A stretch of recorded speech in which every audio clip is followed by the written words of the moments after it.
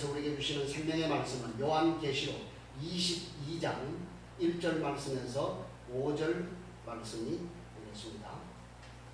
신약성경 요한계시록 22장 1절로 5절 말씀입니다. 이 살아계신 하나님의 말씀을 우리 다 함께 한 음성으로 합독하실 때 성령께서 개개인에게 말씀하시는 세미한 음성을 들으실 수 있는 저와 여러분 되시기를 바랍니다. 또 그가 수정같이 맑은 생명수의 강을 내게 보이니 하나님과 및 어린 양의 보호자로부터 나와서 길 가운데로 흐르더라. 강 좌우에 생명나무가 있어 12가지 열매를 맺되 달마다 그 열매를 맺고 그 나무 잎사귀들은 만국을 치료하기 위하여 있더라.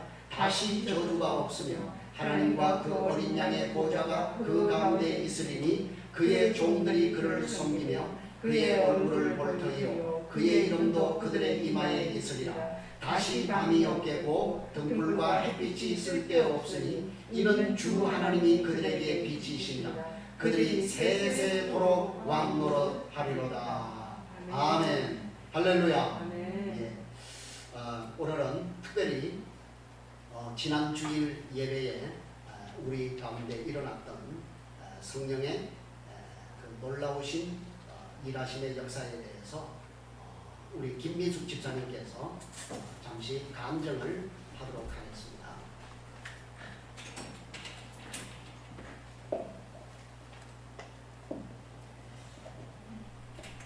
오직 성령이 너희에게 임하시면 너희가 권능을 받고 예루살렘과 온 유다와 사마리아와 땅끝까지 이르러 내 증인이 되리라 하시니라. 아멘. 간증자로 선 저는 늘기쁨 교회 김미숙 집사입니다. 오순절 날에 마가의 다락방에 성령이 임했던 것처럼 지난 5일 첫째 주 주일 예배에 성령님이 불로 임하셔서 제게 역사하셨던 것을 간증하려 이 자리에 섰습니다.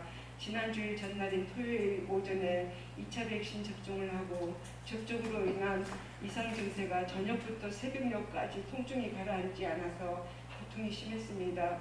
저는 치료자 되신 여호와 라파의 은혜를 구하며 주일 예배자로 하나님 앞에 나아갈 수 있도록 인도해 주실 것을 기도하며 통증을 잊고자 제자훈련 양육과정을 통하여 받은 그리스도 제자의 자격 말씀 중 59절을 암송하고 묵상하며 밝아올 때까지 뒤척이다 이렇게 아침에 잠깐 눈을 붙이고 일어나 지친 몸과 마음으로 예배에 참석하였습니다. 예배가 시작되자 부드럽게 내 몸을 만지시는 성령의 손길을 느끼며 찬양하는 나의 입술엔 감격의 감사와 고백이 더하여 목소리 높여 236장 찬송을 힘차게 불렀습니다.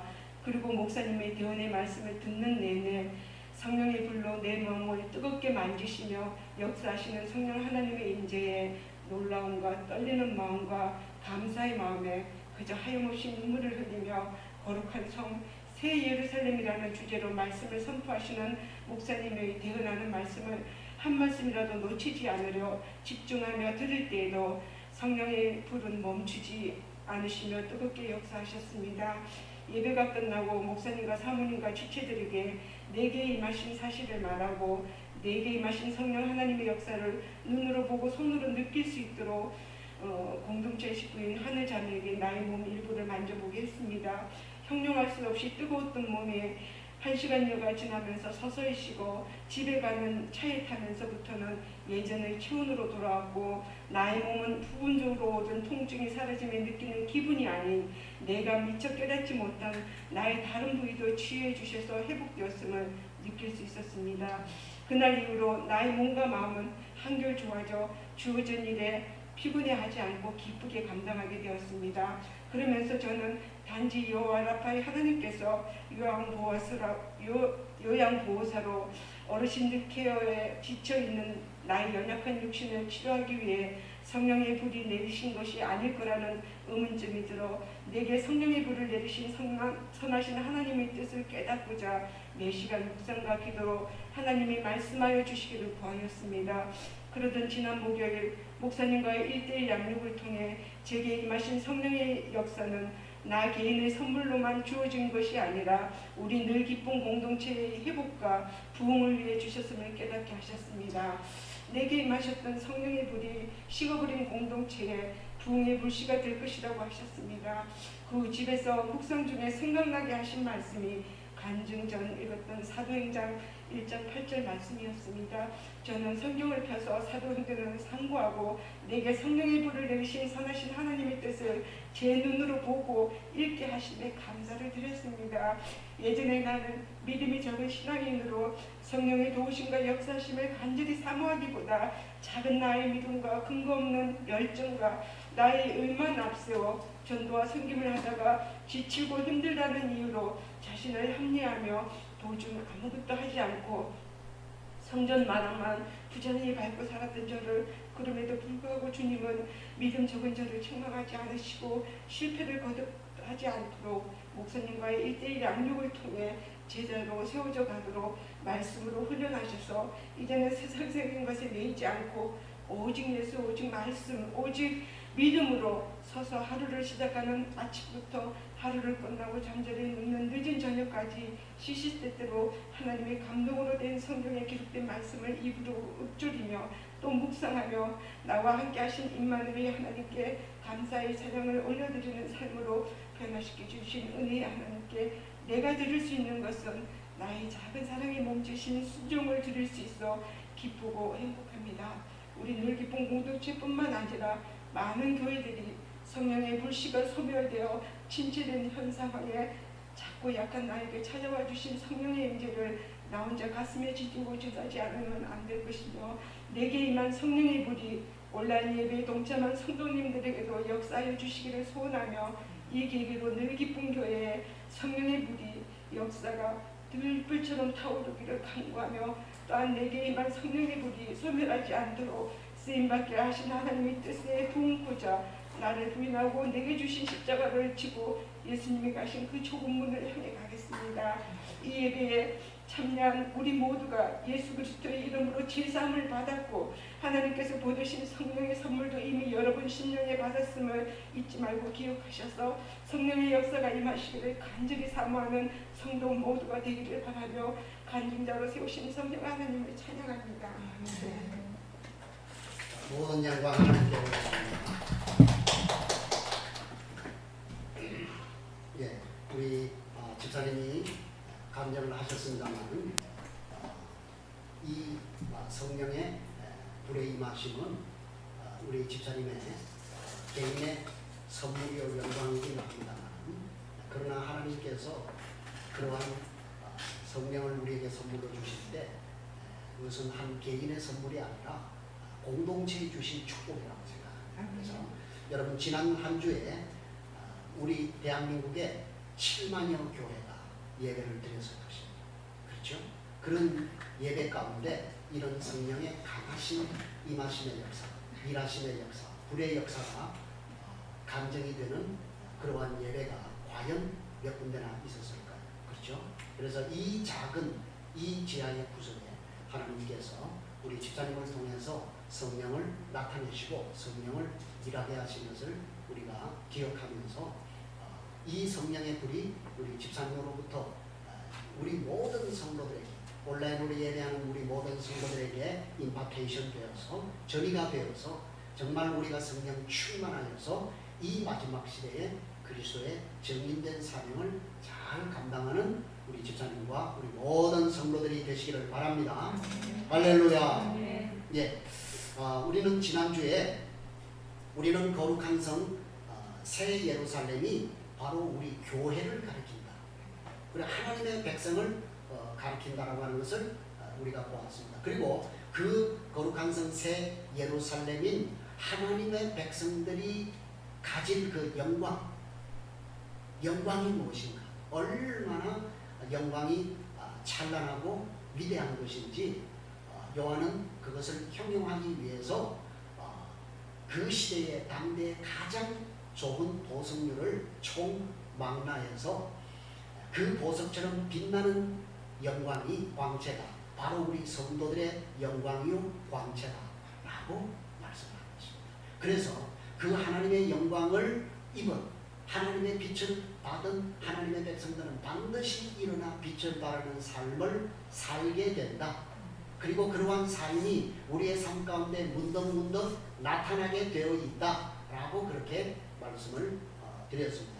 그래서 여러분이 정말 이 땅에서 하늘나라의 정한 보배로서, 빛난 보배로서, 주 예수 그리스도의 보배로서 아름다운 삶을 우리는 발산을 해야 된다라고 말씀을 드렸습니다. 자, 그런데 오늘 이제 우리가 다음 주면은 우리가 요한계시록을 끝나게 될 텐데요. 오늘 이 마지막 장인 요한계시록 22장 1절에서 5절 말씀해 보니까 거룩한 성 새 예루살렘에 생명수의 강이 흐르고 있다. 이렇게 얘기합니다. 그렇죠? 그 거룩한 성 새 예루살렘으로부터 생명수의 강이 흘러나오고 있다. 이렇게 얘기를 하고 있죠. 자, 그런데 여러분이 물이 그 성으로부터 어딘가로부터 흘러나온다라고 여러분이 보았을 때 벌써 여러분이 이게 성경 어디 다른 곳에서 이런 부분이 있었다라고 하는 것을 여러분이 기억을 해 내실 수 있겠죠. 자, 어디입니까? 어디입니까? 예, 에스겔서 또요. 한 군데 더 있습니다.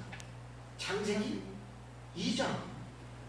창세기 2장. 그죠? 자, 그래서 창세기 2장과 에스겔 47장에 보면 물이 흘러나와서 이렇게 온 구역을 다 이렇게 흐르게 된다고 하는 그런 구절들이 나옵니다. 먼저 우리 창세기 2장 10절 말씀을 우리 다 함께 보겠습니다. 강이 에덴에서 흘러나와 동산을 적시고 거기서부터 갈라져 네 근원이 되었으니 첫째 이름은 비손이라 금이 있는 하윌라 온 땅을 둘렀으며 그 땅의 금은 순금이요 그곳에는 베들리엄과 호마노도 있으며 둘째 강의 이름은 기온이라 구서 온 땅을 둘렀고 셋째 강의 이름은 히데겔이라 아수로 동쪽으로 흘렀으며 넷째 강은 유브라데더라. 자, 보세요.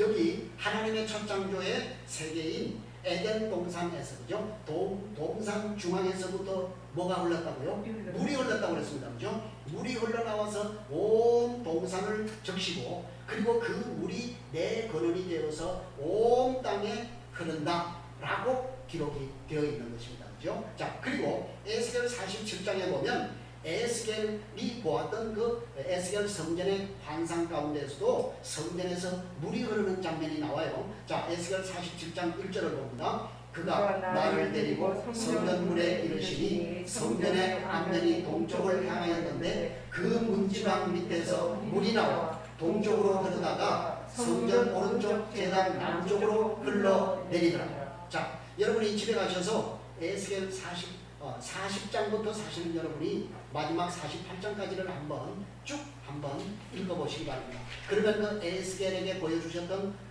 에스겔 성전의 환상에 대해서 성전을 어떻게 청량하고 성전의 규모가 어떻게 되어 있고 그 성전이 우리에게 말씀하시고자 하는 영적인 의미가 무엇인지를 여러분이 알게 될 것입니다. 그래서 이 에스겔 47장 말씀에 보면 하나님의 영광이 돌아오죠. 하나님의 영광이 돌아온 그 에스겔 성전에서 물이 나온다는 거예요.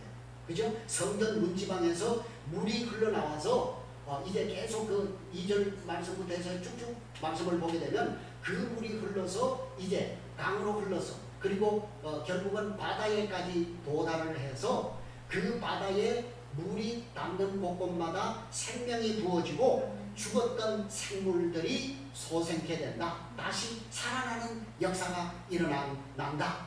이렇게 말씀을 하고 있는 것입니다. 자, 그러니까 이런 것입니다. 자, 창세기 2장에서 발언했던, 그죠? 그 첫 물, 그것은 첫 사람 아담의 범죄로 인해서 어떻게 됐습니까? 그 에덴이 사실은 상실이 되어버렸어요. 그래서 우리가 그걸 신낙원이다. 낙원을 잃어버렸다. 그죠? 에덴을 잃어버렸다고 해서 우리가 신낙원이라고 그렇게 말씀하지 않습니까? 자, 이렇게 잃어버린 낙원을, 에덴을 누가 회복을 시키십니까? 둘째 아담이신, 첫째 아담이 실패한 것을 둘째 아담 대신 예수 그리스도께서 우리에게 오셔서 이 에덴이 십자가를 통해서 에덴이 회복이 되었다고 하는 것을 우리에게 에스겔 성전을 통해서 그리고 이 요한계시록 성전을 통해서 우리에게 보여주는 것입니다. 그러니까 여러분이 오늘 본문인 이 요한계시록 22장에 나오는 21장 22장에 나오는 이 요한계시록의 성전을 이해하기 위해서는 반드시 여러분이 어디를 먼저 해석을 해야 된다는 거죠. 에스겔 성전을 해석을 해야 돼요. 창세기에 나오는 그 물을 우리가 이해를 하고 해석을 하지 않으면 절대적으로 오늘 본문이 해석이 안 되는 거예요. 자, 그래서 여러분 이 에스겔 성전에서는 물의 발현이 누구로부터 어디로부터 나옵니까? 성전의 문 지방으로부터 동쪽으로 이렇게 흘렀다. 이렇게 얘기를 합니다. 그죠? 성전 문 지방으로부터 물이 발현한다고 얘기를 하지만 오늘 본문 요한계시록에서 이 생명수의 강은 어디서부터 어디로부터 발현이 되는 것입니까? 어디로부터요? 무슨 보좌로부터? 하나님과 어린 양의 보좌로부터 발현된다라고 말씀을 하지 않습니까? 그죠? 자, 그래서 우리가 지난주에 보았던 것처럼 성전이 누구라고요? 성전이 누구라고요? 자, 요한계시록 21장 22절입니다. 시작. 성 안에서 내가 성전을 보지 못하였으니 이는 주 하나님 곧 전능하신 이와 및 어린 양이 그 성전이심이라. 누가 성전이라고요? 하나님과 어린 양 예수님이 성전이래요. 그리고 그 새 예루살렘 성전은 누구라고요? 우리 교회, 우리 하나님의 백성, 우리가 성전이라고 말씀을 하지 않았습니까? 자, 그러니까 여러분이 이제 그림을 그려보시란 말이에요. 창세기 2장에 세워졌던 그 첫 창조의 에덴이 첫사람 아담의 범죄로 인해서 에덴을 상실하게 되어서 신락으로 되어버리지 않았습니까? 그죠? 그런데 둘째 아담으로 오신 예수 그리스도를 통해서 그 잃어버린 에덴이 회복이 된 것입니다. 회복된 에덴. 그러나 여러분, 그 회복된 에덴이라고 해서 우리가 에덴 동산에 있었던 그 에덴이 회복이 된다는 그 얘기는 아니라고 하는 것을 사실을 여러분이 기억하셔야 됩니다. 어쨌든 여러분, 그 잃어버린 에덴이 다시 회복이 된다는 사실을 우리에게 이 에스겔서와 그리고 요한계시록을 통해서 우리에게 잘 보여주고 있는 것입니다. 자, 여러분 보세요. 이스라엘 백성들이요, 하나님을 섬기기를 싫어했어요. 그러니까 하나님을 섬기지 않으니까 당연히 뭘 섬기겠어요? 우상을 섬기겠죠. 하나님을 섬기기를 싫어하고 우상을 숭배함으로 인해서 하나님이 결국 그 하나님이 거하시던 성전을 뭐 하신다? 떠나시는 거예요. 여러분, 하나님이 떠나신 그 성전, 그래서 결국 하나님이 떠나시니까 그 성전은 결국 어떻게 되었습니까? 돌 위에 돌 하나도 남지 않고 완전히 다 파괴가 되었다는 사실을 우리에게 보여주는 겁니다. 자, 그럼 여러분, 하나님이 떠나신 성전, 파괴된 성전, 이걸로 이스라엘과 하나님과의 관계는 끝난 것일까요? 그렇지 않다는 거예요. 긍휼에 풍성하신 하나님, 인자와 긍휼이 풍성하신 하나님이 그 긍휼과 인애를 인하여 다시 이제는 하나님이 사람의 손으로 짓지 않은, 하나님이 친히 손으로 지으시는 성전을 에스겔서를 통해서 우리에게 보여주시는 거예요. 이제 손으로 짓지 않는 성전, 그걸. 그래서 여러분, 예수님께서도 뭐라고 바리새인들에게 얘기합니까? 너희가 이 성전을, 그렇죠? 그 당시에 헤롯 성전을 향해서 뭐라고 예수님 말씀하십니까? 너희가 이 성전을 헐라, 내가 이 성전을 며칠 만에 세우리라? 사흘 만에 세우리라. 이렇게 얘기합니다. 그러니까 아니 이 인간이 이 성전을 우리가 40년이 넘게 걸려서 지은 성전인데 네가 3일 만에 짓겠다고? 이런 도무스감을 합니다. 그래서 성경이 뭐라고 얘기합니까? 예수께서 말씀하신 그 성전은 곧 자기 육체를 가리키는 것이다. 예.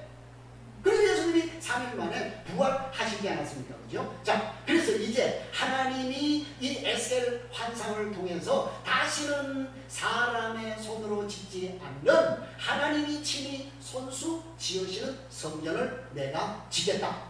그래서 하나님이 측량을 하시는 거예요. 측량. 하나님이 친히 측량을 하시는데요. 자, 에스겔 40장 3절로 가겠습니다. 시작. 나를 내리시고 거기에 이르시니 모양이 못같이 빛난 사람 하나가 손에 3줄과 측량하는 장대를 가지고 문에 서 있더니. 아멘. 그렇죠? 자, 여기 보세요. 하나님이 성전을 친히 측량하시기 위해 서 있는 모습을 우리에게 보여줍니다. 그래서 여러분이 집에 가셔서 에스겔 40장부터 43장까지 읽어보시면 측량하는 장면이 나온다고요. 광고, 장부터 해서 성전의 내소, 외소부터 해서 계속해서 측량하는 그러한 이제 장면을 여러분이 보게 되는 것입니다. 이것이 바로 하나님이 손으로 짓지 않는 새 성전을 우리에게 보여주는 것입니다. 그래서 여러분, 오늘 우리가 읽고 있는 이 요한계시록에 나오는 성전은 미리 하나님께서 어디에서 보여주셨다고요? 에스겔을 통해서, 환상을 통해서 새 성전을 우리에게 보여주시는 것입니다. 그러니까 여러분이 이 요한계시록의 성전, 예루살렘 성전을 이해하기 위해서는 반드시 어디를 먼저 이해를 해야 됩니까? 에스겔 성전을 여러분이 먼저 이해를 하셔야, 그래야 요한계시록의 성전을 이해할 수 있다는 것입니다. 자, 그래서 여러분, 오늘 우리 본문 1절, 2절 말씀을 다시 한번 우리 합독하겠습니다. 시작. 또 그가 수정같이 맑은 생명수의 강을 내게 보이니 하나님과 및 어린 양의 보좌로부터 나와서 길 가운데로 흐르더라. 강 좌우에 생명나무가 있어 12가지 열매를 맺되 달마다 그 열매를 맺고 그 나무 잎사귀들은 만국을 치료하기 위하여 있더라. 아멘. 자, 요한이 또 어떤 장면을 보죠?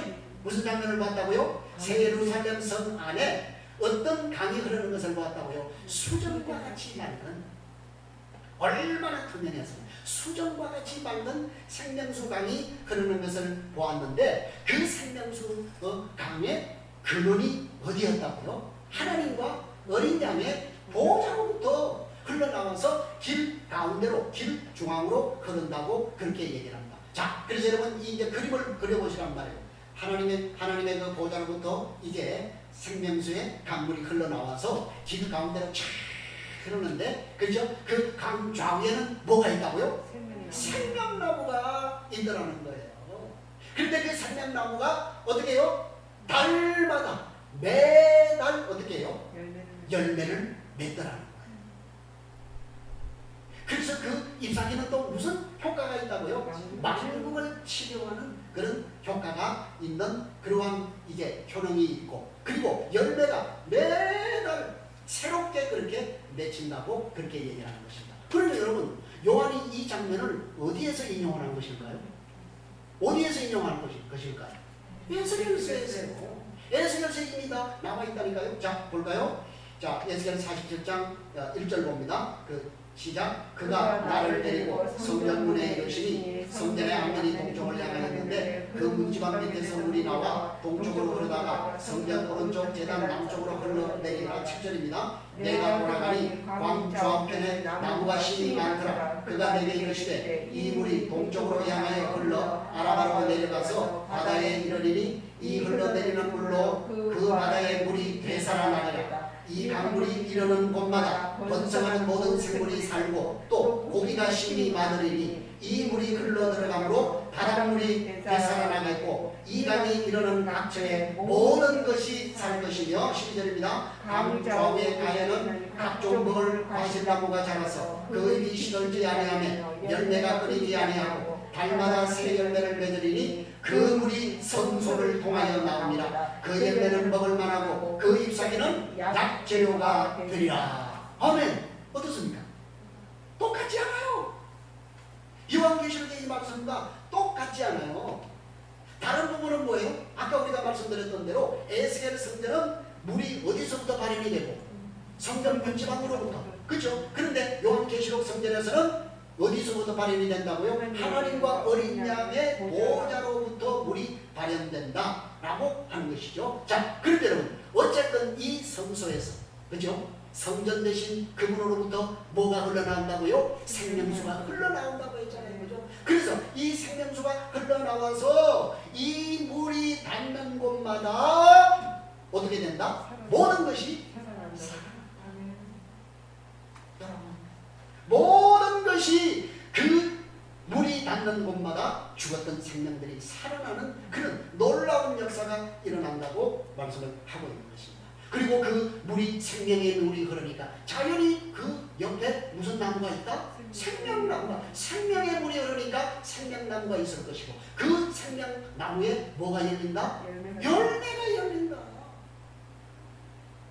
그래서 그 생명나무는 뭐가 된다? 전부 귀한 약줄에 가야 된다.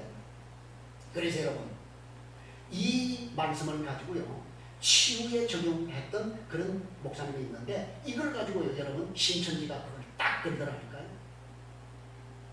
장로교회 목사들이 이 생명수 강에 대해서 얘기를 하면서 이것이 말씀이 아니고 치유에 대한 그런 것이라고 이렇게. 얼마나 여러분 신천지가 교묘한지. 여러분이 정신을 바짝 차리지 않으면 당해요. 자, 그럼 여러분 우리가 그러니까 지금 이 말씀이 요한계시록의 말씀이 에스겔서하고 똑같죠? 예. 그러니까 여러분이 에스겔서를 공부하지 않으면 요한계시록을 바르게 해석을 할 수가 없는 것입니다. 자, 그럼 우리가 먼저 적용에 들어가기 전에 먼저 우리가 한 군데만 더 먼저 우리 보도록 하겠습니다. 그게 뭐냐면 바로 생명나무입니다. 생명나무. 그죠? 자, 생명나무 하면 여러분 뭐 어디가 생각이 나요? 창세기가 생각이 나요. 창세기 3장이 여러분 생각이 나야 되지 않습니까? 그죠? 창세기 3장, 2장 생각이 나야 되겠죠? 자, 창세기 2장 9절입니다. 여호와 하나님이 그 땅에서 보기에 아름답고 먹기에 좋은 나무가 나게 하시니 동산 가운데는 생명나무와 선악을 알게 하는 나무도 있더라. 창세기 3장 22절입니다. 여호와 하나님이 이르시되 보라 이 사람이 선악을 아는 일에 우리 중 하나같이 되었으니 그가 그의 손을 들어 생명나무 열매로 따먹고 영생할까 하노라 하시고. 자, 여러분 여기 보시면 하나님께서 에덴을 창설하시고 그곳에 무슨 나무를 두셨다고요? 많은 나무들이 있지만 가장 하나님이 핵심적으로 얘기하는 나무가 생명나무와 선악을 알게 하는 선악과 열매를 하나님께서 거기에 두셨다라고 얘기를 합니다. 그죠? 자, 그런데 우리가 알다시피 아담이 범죄해서 그죠? 그 선악과의 나무를 먹음으로 인해서 결국 저주를 받아서 하나님이 주신 그 에덴에서 어떻게 됩니까? 쫓겨나게 되잖아요. 추방을 당하게 되잖아요. 그죠? 자, 그런데 여기 3장 22절에서 하나님께서 뭐라고 말씀하신다고요? 범죄한 인간이 생명나무의 열매를 먹음으로 어떻게 할까봐? 영원히 범죄한 상태에서 저주의 상태로 있을까 염려하셔서 그 두루도는 불칼과 그죠? 24절에 보면 창세기 3장 24절에 보면 하나님이 두루도는 불칼과 그룹들 천사들을 시켜서 그 생명나무로 가는 길을 막았다. 지키고 있습니다. 예. 왜? 여러분 여기에 뭐가 있는 거예요? 여기에 또 복음이 있는 거예요. 우리가 범죄한 상태에서 그 생명나무를 덜컥 먹어버리면 그 저주의 상태에서 우리는 다시 구원받을 수가 없습니다. 그래서 하나님이 우리를 쫓아내시고 그리고 생명나무를 그 나무의 길을 지키는. 그런데 여러분 이것이 이렇게 신라번이 되었던 이것이 오늘 우리가 이 요한계시록의 말씀을 보니까 오늘 그 생명나무가 흐르는 생명수의 강이 흐르는 길 좌우에 뭐가 서 있다고요? 생명나무가. 그래서 달마다 열매가 맺힌다. 그래서 우리는 그것을 마음껏 따먹고 뭐한다? 영생. 할렐루야. 예. 예수 그리스도의 구속의 보혈의 능력을 힘입어 구속받은 하나님의 백성, 하나님의 성전이 된 하나님의 거처가 된 하나님의 백성들은 이제 그 하나님께서 그 생물을 통해서 우리에게 공급하시는 생명나무의 열매를 우리는 먹고 그분과 함께 영생 복락을 누리게 된다. 할렐루야. 할렐루야. 자, 그리고 여러분 우리가 오늘 이 복음 말씀 속에서 여러분이 정말 이 복음에 대한 그러한 그 기쁨과 감격과 환희가 여러분이 있어야 됩니다. 정말 어떻게 보면 여러분 성경을 어떻게 보면 모든 구절마다 하나님께서 우리에게 이렇게 복음을 숨겨두셨다. 여러분 창세기 말씀에서 창세기 22장에서도 하나님께서 아브라함을 통해서 이삭을 죽여서 번제로 드리라고 얘기하잖아요. 그래서 아브라함은 그 말씀에 순종해서 아들을 데리고 모리아산에 올라가서 죽이려고 내리쳤지 않습니까? 치려고 하지 않았습니까? 죽였다는 얘기죠. 그때 하나님께서 그를 그의 손을 잡으시면서 하나님께서 준비하신 것이 무엇이었다고요? 순양. 그 순양이 뭐예요? 여호와 이레. 여호와가 준비하신 제물 예수. 그 복음이 죽어야 할 이삭은 우리 죄인된 우리 인간을 상징하는 것 아닙니까? 그런데 그 죽어야 할 이삭 대신 숫양을 죽이신 하나님. 여러분 창세기 15장에서는 또 하나님께서 횃불 언약을 하지 않습니까? 그 횃불 언약에서 하나님은 타는 횃불 사이로 하나님이 어떻게 하신다고요? 인간이 하나님과 함께 그 쪼갠 고기 사이로 지나가는 것이 아니라 타는 횃불 사이로 하나님이 홀로 지나가셨다. 여러분, 여기에 예수 그리스도가 희생이 될 그러한 예표가 이미 복음으로 우리에게 나와 있는 것을 보게 되는 것입니다. 그래서 여러분 정말 오늘 우리는 이 하나님의 그 성경 곳곳에 우리에게 숨겨진 복음을 여러분이 접하게 될 때 우리는 정말 감사하고 흥분하고 감격하지 않을 수가 없는 것입니다.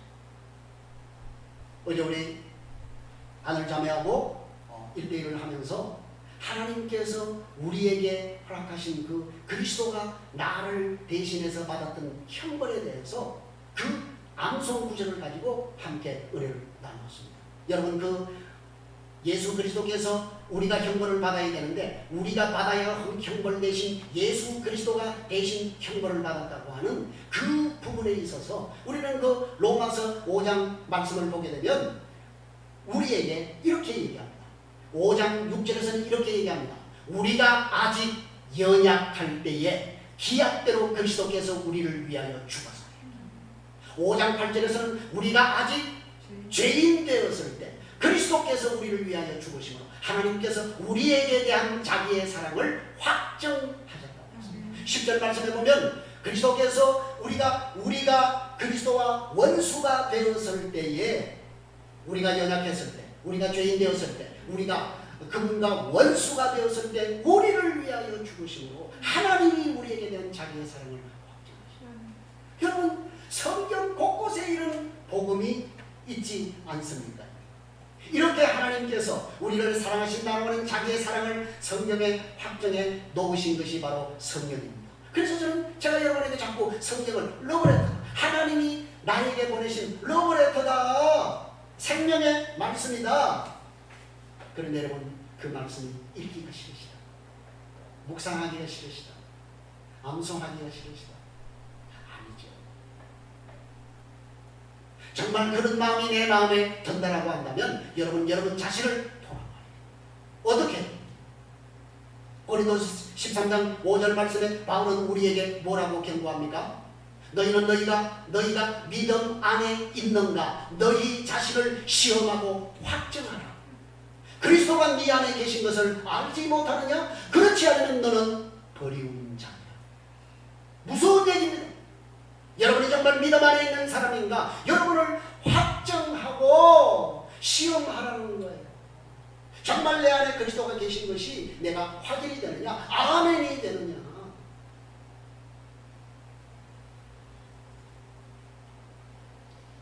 자, 그리고 오늘 본문 3절에서 5절 말씀에는 저와 여러분이 들어가 누릴 저 새하늘과 새 땅에서 누릴 특권을 얘기합니다. 특권. 자, 그래서 여러분 세계로 살려면은 어떤 것이 여기 나열이 되어 있어요. 자, 3절에서 5절 말씀을 다 같이 합동합니다. 다시 저주가 없으며 하나님과 그 어린 양의 보좌가 그 가운데 있으리니 그의 종들이 그를 섬기며 그의 얼굴을 볼 터이요 그의 이름도 그들의 이마에 있으리라. 다시 밤이 없겠고 등불과 햇빛이 있을 없으니 이는 주 하나님의 그들에게 빛이시니라. 그들이 세세토록 왕노릇 하리로다. 자, 새 예루살렘에 없는 것 두 가지. 첫째, 저주가 없대요. 여러분 창세기 3장에서 인간이 범죄한 후에 하나님께서 우리 인간에게 내리신 저주가 있죠. 무슨 저주가 있습니까? 창세기 3장에 보면 하나님께서 우리 인간에게 저주를 내리잖아요. 그죠? 제일 중요한 저주가 뭡니까? 하나님과의 단절이에요. 단절. 이 영의 죽음이라고. 죽음을 얘기하는 거죠. 육체의 죽음보다도 더한 게 뭐예요? 하나님과의 영적인 죽음, 단절. 그게 가장 여러분 큰 저주지요. 그 다음에요, 우리 인간에게는, 아담에게는, 남자에게는 땀 흘려서 가족을 부양해야 되는 그러한 이제 저주를 우리가 받았고, 그 다음에 여자에게는 해산의 고통을 주셨고 그리고 우리 인간이 또 죽어야 된다는 거. 그죠? 그리고 또 자연이 우리에게 순응하지 않고 늘 반항한다. 여러분 그죠? 무슨 뭐 태풍이 한 번 오면 우리는 뭐 그 자연 앞에 얼마나 고통을 받습니까? 그죠? 자연이 우리를 거부하고 여러분 이런 저주로부터 우리가 어떻게 된다고요? 회복이 된다. 여러분 그 나라 그 땅에는 이러한 저주가 없다는 거예요. 할렐루야. 여러분 우리 저주 누가 나를 저주한다. 여러분 듣기조차 싫어하는 단어가 아니겠습니까? 왜 우리에게 저주가 없다고요? 오늘 본문 말씀에서 뭐라고 합니까? 하나님과 어린 양의 보좌가 우리와 함께 있기 때문에. 그래서 여러분 그곳에는 저주가 없는 거예요. 할렐루야. 하나님과 어린 양이 우리와 임재해 주시기 때문에 우리는 그 저주로부터 해방이 되어서 우리는 그래서 그분의 얼굴과 얼굴을 대하여 마주보는 축복을 그곳에서는 누리게 된다. 할렐루야. 그 다음에 또 뭐가 없어요? 중국에는 밤이 없어요. 밤. 여러분 밤이 없다. 그래서 여러분 성경에서 우리가 밤은 뭘 상징하지요? 어둠, 세상, 죄악 이런 걸 우리가 밤이라고 상징하지 않습니까? 그런데 여러분 천국에는 낮만 존재한다. 그런데 여러분 그 천국에는 햇빛이나 빛이 필요하다 필요하지 않다? 필요 없대. 왜요? 하나님이 친히 빛이시기 때문에 그분이 우리에게 빛을 비춰주시기 때문에 다른 빛이 필요하지 않다는 거예요. 하나님 자신이 우리를 비추는 영원한 빛이 되셔서 우리를 비춰주시기 때문에 여러분 우리는 밤이 올까 두려워할 필요가 없습니다. 혹시 여러분 가운데 밤이 두려우신 분이 있으시죠? 밤 되면 악몽을 꾸고 밤 되면 너무 그냥 힘들고 불면증으로 시달리고 하는 이런 분들은 밤이 오는 것이 두렵다고 하는 사람들이 있습니다. 그렇죠? 여러분 그런 이제 여러분 불면이나 이런 밤을 두려워하는 것뿐만 아니라 우리가 인생을 살아가면서 우리 인생의 밤을 두려워하는 일이 얼마나 여러분 많이 있습니까? 특별히 우리 부모들은 우리 자녀들이 뭐 학교에서나 사회에서나 직장에서 왕따를 당하는 인생의 밤을 맞지 않을까? 우리는 두려워하지 않습니까? 염려하지 않습니까? 그렇죠? 또 우리 자녀들이 직장이 변변치 않아서 또 벌이가 시원치 않아서 또 인생의 그러한 그 어둠 가운데 지내지 않을까? 그런 두려움이 또 우리에게 있지 않습니까? 그죠? 또요. 우리 가족들 가운데 혹시 또 그냥 모슬 질병에 걸려서 정말 고통받는 그런 지옥과 같은 그런 암흑과 같은 밤을 지내지 않을까? 염려하는 그런 마음이 우리에게 있지 않습니까? 그렇죠? 그런데 여러분 그곳에는 뭐가 없다고요? 밤이 없대요. 저주가 없대요. 할렐루야. 그래서 우리가 그 나라를 사모하는 거예요. 자, 그리고 여러분, 그 새 예루살렘 성에는 그곳에서 우리가 누릴 특권이 두 가지가 있다고 얘기합니다. 그게 뭘까요? 첫째는요, 우리가 거룩하신 하나님의 얼굴을 대면하여 보게 되고, 우리의 이름이 이마에 쓰여지게 돼요. 할렐루야. 자, 여러분, 구약시대에는요, 사람이 하나님을 대면했다. 그건 곧 뭘 상징한다? 죽음을 상징한다. 죽는다고 했어요. 그렇죠? 하나님이 직접 우리에게 말씀을 하시지 않았습니까? 그렇죠? 그래서 여러분 이사야 6장에서도 이사야가 하나님을 대면했을 때 이사야가 뭐라고 얘기합니까? 화로다 나여 나는 망하였다. 난 죽었다 이 얘기예요. 살아계신 하나님의 얼굴을 보았다. 그래서 나는 죽었다 라고 그렇게 고백하지 않습니까? 그죠? 여러분 우리가 잘 알고 있는 삼손의 아버지 마노아도 그죠? 누구를 만났습니까? 하나님이 보낸. 그래서 뭐라고 얘기합니까? 내가 하나님을 보았기 때문에 나는 이제 죽는다 라고 고백했던 것을 보지 않습니까? 심지어 여러분 누가 하나님과 독대했던 40주야를 독대했던 모세에게조차도 하나님께서 뭐라고 얘기합니까? 하나님 주님 좀 보여주십시오. 그렇게 간절히 간청하지 않았습니까? 그때 하나님 뭐라고 말씀합니까? 네가 내 얼굴을 보겠다고 네가 내 얼굴을 보면 그 즉시 죽어. 그래서 내가 내 얼굴을 네한테 보이는 것이 아니라 뭘 보여주겠다? 등을 내가 보여주겠다. 여러분 하나님의 얼굴을 보고 살아날 자가 없습니다. 그러나 여러분 우리가 들어갈 그 새하늘과 새 땅에는 새 예루살렘 성에는 그분의 얼굴을 우리가 대면해서 보게 된다. 할렐루야. 그뿐만 아니라 여러분 우리의 이름이 그분의 이마에 기록이 되어 있다. 할렐루야. 여러분 우리가 요한계시록 13장에서 보니까 이 여러분 이름이 이마에 또 쓰여져 있는 부류들이 있죠. 어떤 부류들이 이마에 또 이름이 새겨져 있습니까? 마귀의 자녀들, 666표를 받아 짐승의 표를 받은 자들도 이마와 손에 뭘 받는다? 표를 받는다. 한마디로 인을 찍는다는, 도장을 찍는다는 거예요. 뭐예요? 너는 내 거야. 도장을 찍는다는 것은 내 거라는 얘기예요. 여러분 여기 그죠? 자, 이마에 이름이 있다라고 하는 것은 소유권을 얘기하는 거예요. 여러분 오늘 우리의 이름이 어디에 있다고요? 새 예루살렘에. 여러분의 이름이 마귀의 이마에 있는 것이 아니라 하나님의 거룩한 성에 저와 여러분의 이름이 새겨져 있다. 우리는 영원한 하나님의 소유라고 하는 그러한 하나님의 영광의 특권이 아닐 수가 없는 것입니다. 그 다음에 두 번째는 세세토록 우리가 뭐 한다고요? 왕노릇한대요. 여러분 이 말씀은 이미 3장 21절에 선포가 되어 있는 말씀입니다. 그렇습니다. 여러분 정말 우리가 조금만 우리 인내하십시다.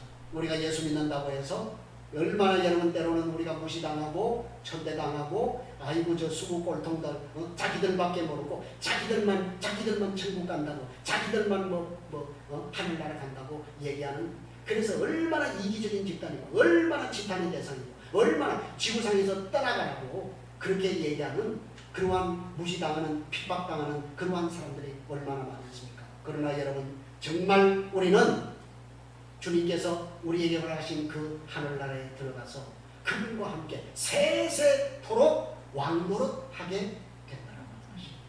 그럼 여러분 마지막으로 이 말씀을 우리의 삶에 적용해 보겠습니다. 여러분 하나님과 어린 양의 보좌로부터 흐르는 생명수가 닿는 곳마다 무슨 역사가 일어났다고요? 모든 것이 살아나는 역사가 일어났다는 거예요.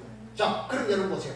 성전이신 하나님과 어린 양의 보좌로부터 생명수가 흘렀는데 우리를 하나님은 뭐라고 말씀하셨다고요? 성전이라고. 우리도 성전이라고. 그죠? 그러면 성전된 우리에게서 뭐가 흘러나온다고요? 생명수가 흘러나온다고 말씀하고 있는 것입니다. 그래서 그 보좌로부터 나온 생명수로 인하여서 달마다 열매 맺는 사람들이 있게 된다는 것이에요. 그래서 그 생명수에 물이 닿는 곳마다 살아나고 회복되고 치유되는 역사가 있었다라고 우리에게 말씀을 하는 거예요. 그러니까 여러분 이 얘기는 성전된 저와 여러분이 우리를 통해서 흐르는 이 생명수를 통하여서 내 발길이 닿는 곳마다 내 손길이 닿는 곳마다 뭔가 살아나는 역사가 일어나요. 다툼이 있는 곳에 내가 갔어요. 그랬더니 그냥 막 작은 싸움이 큰 싸움이 되어버렸어요. 그 생명수가 아니에요. 뭐가 흘러나온 거예요? 오염수가. 악취나는 오염수가. 여러분 우리의 생명수가 흘러갈 때 다툼이 있는 곳에 평화가 이루어지고 할렐루야. 병든 곳에 내가 갔더니 그 병든이 치유가 되는 역사가 일어나고 낙심과 절망과 좌절과 불안이 있는 곳에 내가 갔더니 회복과 치유의 역사가 일어나는 피스메이커의 삶이 저와 여러분에게 흘러나오고 있냐고 말이에요. 아니 무슨 피스메이커는 그냥 생명수는 그냥 죽음의 오염수가 나와서 내가 가는 곳마다 내 손길이 닿는 곳마다 다툼이 일어나고 분열이 일어나고 분노와 혈기와 악독과 시기가 일어나는 트러블 메이커의 삶이 내 삶에 흘러나오고 있지 않냐 그 말이에요. 회개하셔야 돼요. 그럼 여러분 왜 우리에게 이 생명수가 흐르지 않는 걸까요? 왜 내게는 생명수가 흐르지 않는 걸까요? 우리가 착각하고 있는 것입니다. 생명수가 무엇인지를 우리가 아직 잘 모른다는 것. 여러분 성경에서 생명수는 누구를 가리키는 것일까요? 예수님을 얘기하는 거예요. 예수님이 생명수예요. 그래서 예수님이 우리에게 뭐라고 말씀하십니까? 명절 끝날에 예수님이 뭐라고 말씀하십니까? 누구든지 목마르거든 내게로 와서 마시라. 내게 이르는 자는 마르지 않는 샘물이 솟아날 것이다. 너는 와서 값없이 내가 너희에게 주는 젖과 포도주를 사라. 주님이 우리에게 그렇게 말씀하시지 않습니까? 그래서 여러분 이 예수 그리스도가 생명수인데 이 생명수의 강이 흘러 우리가 만국을 소생케 하는 일에 쓰임받기 위해서는 반드시 우리의 심령에 예수가 임해야 돼요. 자, 이런 보세요. 요한복음 4장에 보면 사마리아 여인의 얘기가 나와요. 이 여인이 예수님을 만났어요. 그죠?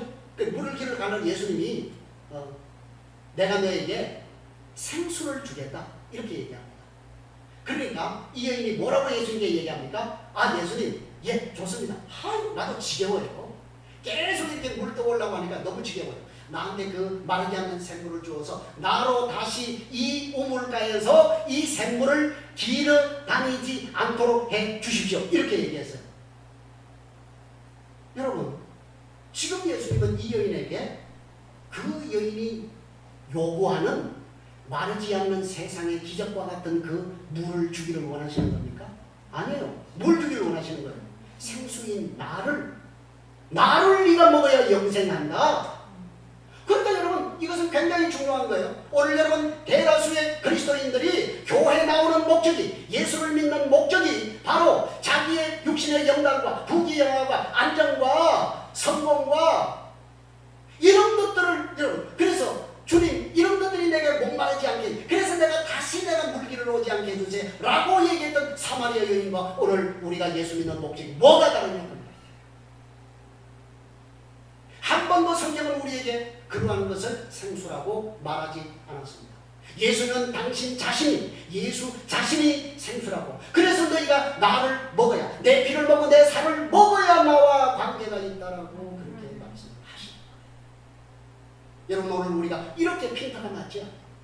그런데 여러분, 오늘 하나님이 택하신 하나님의 백성들에게는 이러한 은혜가 임하는 거예요. 그래서 여러분, 이 사마리아 여인이 하나님의 은혜를 입어서 이해를 하게 되는 거예요. 그래서 생수가 누가 아니라 이 마르지 않는 기적과 같은 샘물이 아니라 예수, 이 사람이 생수이구나. 그것을 깨달았어요. 알게 되었어요. 알게 되니까 어떻게 됐다고요? 이 여인이 물동이를 버려두고 동네에 가서 예수를 전하는 전도자로 변했다는 거예요. 할렐루야. 여러분, 이게 뭐예요? 이게 바로 여러분, 이 여인에게 생수의 강이 흘렀다는 증거를 우리에게 보여주고 나타내주고 있는 거예요. 사랑하는 여러분, 그래서 요한은 증언합니다. 요한일서 5장 11절에서 13절 말씀에 이렇게 얘기합니다. 또 증거는 이것입니다. 하나님이 우리에게 영생을 주신 것과 이 생명이 그의 아들 안에 있는 그것입니다. 아들이 있는 자에게는 생명이고 하나님의 아들이 없는 자에게는 생명이 없느니라. 그래서 뭐라고요? 내가 하나님의 아들의 이름을 믿는 너희에게 이것을 쓰는 것은 너희로 하여금 너희에게 무엇이 있음을? 영생, 생명, 조회, 영생, 생명이 있는 것을 알게 하기 위함이다라고 요한이 증언을 하고 있는 것입니다. 사랑하는 성도 여러분, 영생은, 생명은 오직 예수 안에만 있는 것입니다. 그걸 믿습니까, 여러분? 그렇다고 한다면 정말 여러분, 오늘 내가 하나님과 어린 양의 생수가 흐르고 있는 택함을 입은 하나님의 백성이 맞다고 한다면 마땅히 내 삶 가운데 그 하나님으로부터 흘러내리는 생명수의 강이 흘러내려야 된다는 것입니다. 그래서 오늘 본문에서도 그 생명나무에서 뭘 맺는다? 12가지의 열매를 달마다 맺는다라고 얘기를 하지 않습니다. 사랑하는 성도 여러분, 오늘 내 삶 속에 어떤 생명나무의 열매가 맺히고 계십니까?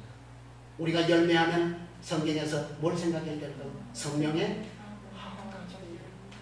사랑의 열매가 맺히고 있습니다. 희락의 열매가 맺히고 있습니다. 화평의 열매가 맺히고 있습니다. 인내의 열매가 맺히고 있습니다. 자비와 양성과 온유와 충성과 절제 열매, 그렇죠? 그 생명수의 열매가 오늘 내 삶에 맺혀지고 있냐 그 말입니다. 오늘 주님은 우리에게 분명히 보호자로부터 흘러나와 흐르는 그 생명수 강을 통하여서 모든 것이 소생하고 살아난다고 했습니다. 소생의 역사가 있다고 했습니다. 그래서 여러분, 우리를 주님께서 성전이라고 말씀했습니다. 너희가 성전인 것과 하나님의 성령이 너희 안에 계시는 것을 너희가 알지 못하느냐. 내가 성전이기 때문에 너 성전인 나로부터 이 생명수의 강이 흘러나와서 그래서 내 손길과 내 발길이 닿는 곳마다 우리 고백하십시다. 죽은 자가 살아나고 죽은 자가 살아나고 병든 자가 치유되고 병든 자가 치유되고 믿음이 연약한 자가 반석 같은 믿음으로 일어나고 믿음이 약한 자가 반석같이 일어나고 게으르고 나태한 영혼이 살아나서 충성된 자로 살아나는 영생의 샘물이 저와 여러분을 통해서 흐를 수 있기를 주님의 이름으로 간절히 부탁드립니다. 기도하겠습니다. 그러하신 아버지 하나님 감사